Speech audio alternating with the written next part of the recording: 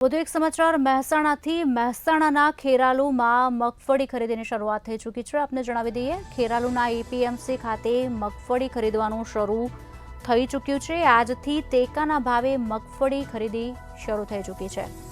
સમાચાર મહેસાણા તાલુકાના 481 ખેડૂતોનું રજીસ્ટ્રેશન કરવામાં આવ્યું છે। આજે 7 ખેડૂતોને ફોન કરીને બોલાવવામાં આવ્યા છે। એપીએમસી ખાતે ખેડૂત દીઠ 200 મણ સુધીની મર્યાદામાં મગફળી ખરીદવામાં આવશે। આપને જણાવી દઈએ, સમાચાર મહેસાણાથી ખેરાલુના એપીએમસી ખાતે મગફળી ખરીદવાનું શરૂ થઈ ચૂક્યું છે। 7 ખેડૂતોને ફોન કરીને બોલાવ્યા છે। ટેકાના ભાવે મગફળીની ખરીદી શરૂ થઈ ચૂકી છે।